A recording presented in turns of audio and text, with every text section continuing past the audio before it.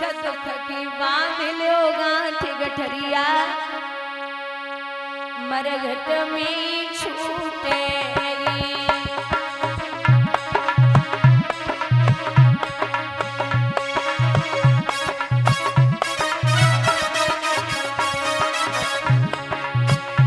सुख दुख की बांध लो गांठ गठरिया मरघट में छूटेगी।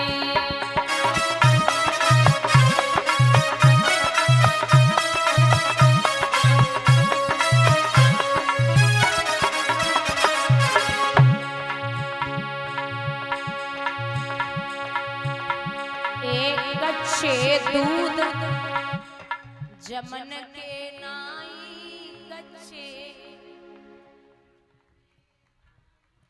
कच्चे दूध जमन के नाई कच्चे भैया कच्चे दूध जमन के नाई कच्चे दूध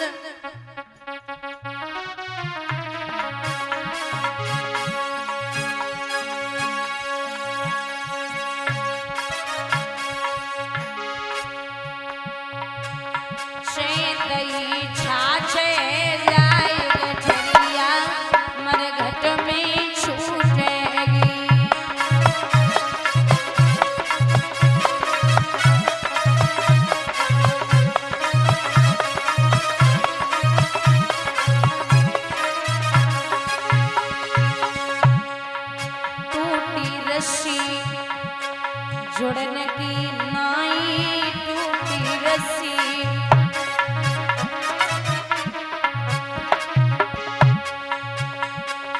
गांठ वाले ऊपर जाए गठरिया मरघट में छूटेगी।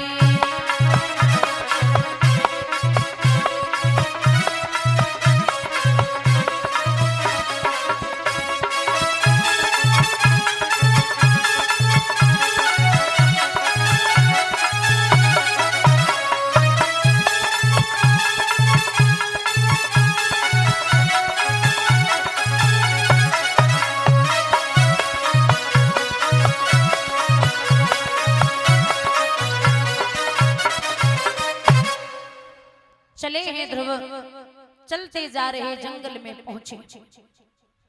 जंगल में जब गए तो सबसे पहले ब्रह्मा पुत्र नारद से भेंटा हुआ। बाबा नारद बोले, हे लड़के कहाँ जाता है? अगर एक भी कदम आगे बढ़ाया तो किसी शेर या चीते के पेट में जाएगा। ध्रुव बोले, बाबा किसे डरा रहे हो? कहाँ जा रहा है? बोले भजन करने। भजन करेगा इतना छोटा सा नाधुनप्य बनामम ते सम्मानम बापी पुत्र का लक्ष्याम कुमारस्य सकस्य क्रीडनादिषु। तेरी खेलने कूदने की उम्र है और खेलने कूदने की उम्र में तू भजन करेगा? पागल हो गया है क्या? ध्रुव बोले, बाबा हमें लगता है तुम नकली महात्मा हो, असली हो ही नहीं। बोले, मैं ब्रह्मा पुत्र नारद हूँ। जवाब दिया, अगर तुम असली वाले नारद होते तो मेरा रास्ता नहीं रोकते।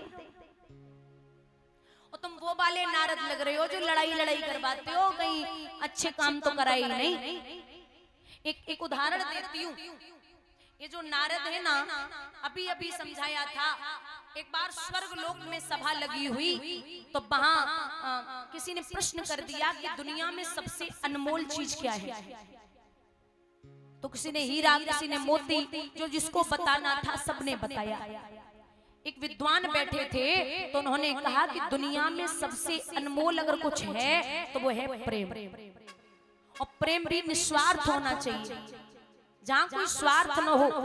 आप स्वार्थ वाला प्रेम जो होता है ना, वो मुश्किल से मुश्किल 7 साल 2 साल खींच पाओगे। और जो निस्वार्थ वाला होता है ना, वो जीवन पर्यंत तक अटल रहेगा, उसको कोई नहीं तोड़ सकता। बोले प्रेम, बोले है कहाँ? बोले बाबा और मैया पार्वती में। बाबा बोले मैं नहीं मानता। वो तो नहीं मानते तो आज देखाओ। अब मैया अकेली कैलाश पर्वत बाबा नारद पहुंच गए।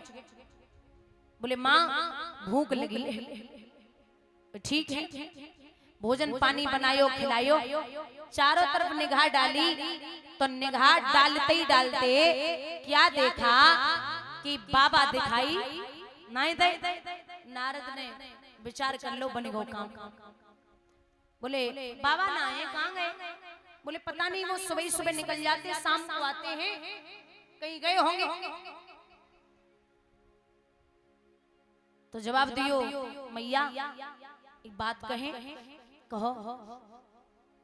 तू बहुत भोली है। बोले क्यों? बोले इतनी भोली है, तेरे बाबा सुबह सुबह चले जाते, कभी पूछा कि कहाँ जाते हैं? बोले पूछा तो नहीं। बोले तो सुन ले, कसम खाए रे, तेरे अलावा उनके 6-7 पत्नियां और हैं। जवाब दो, भोजन करो, पानी पियो और चुपचाप बैठो, हमारे बाबा की बुराई ना करो। बाबा नारद बोले मानी नहीं रही, मैया तेरे बाबा के 6-7 पत्नियां और हैं। बोले हम नहीं मान रहे। बोले नहीं मान रही हो तो आज आ जा तो पूछ लियो। बोले ठीक है। अब जैसे ही का पूछ लेना। अब एक प्रश्न और कियो, जे बताओ, जो उनके गले में मुंडों की माला पड़ी वो कहां से आई? बोले उसमें कुछ सिर राक्षसों के हैं और कुछ सिर आपके हैं। बोले राक्षसों के तो मान लिए, लेकिन हमारे? जवाब दो कि आपने जितनी बार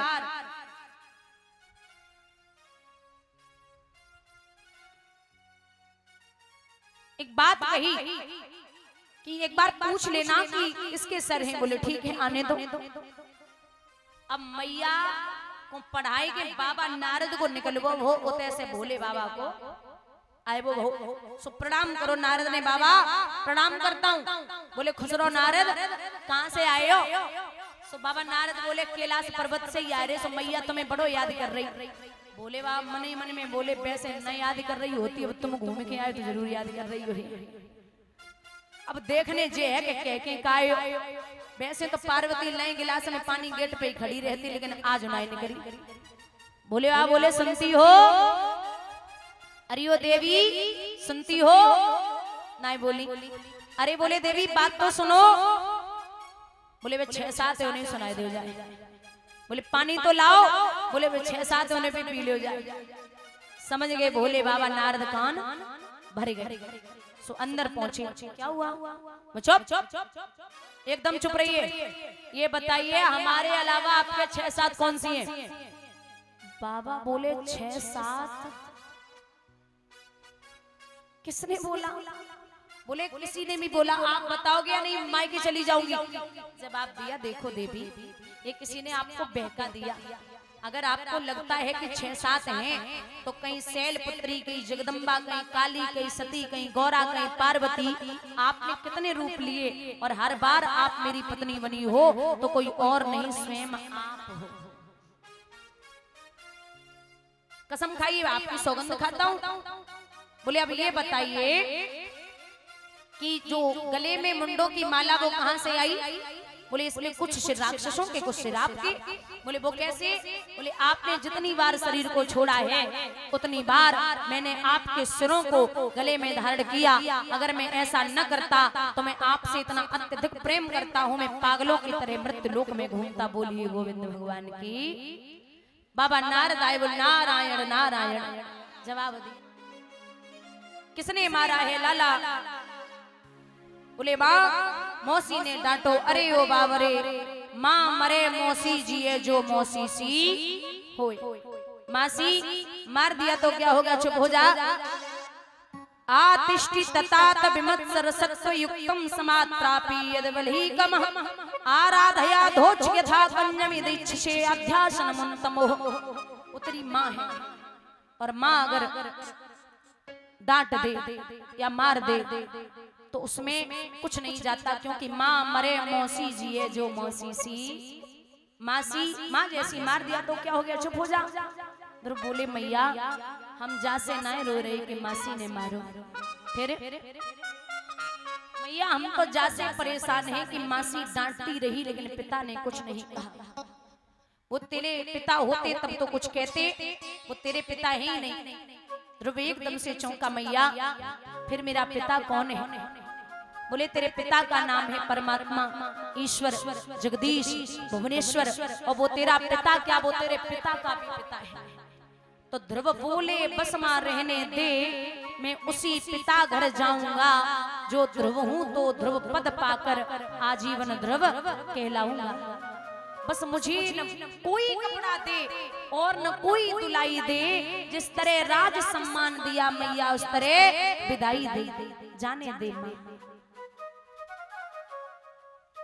एक बात कहे, कोई 3 साल का, 4 साल का या 5 साल का बच्चा हो और माँ से ये बोल दे कि मैं इंजीनियर बनूंगा, डॉक्टर बनूंगा, आईएएस बनूंगा, पीसीएस बनूंगा, या जो भी नौकरी कर लियो मैं बनूंगा, माँ बड़ी प्रसन्न होगी।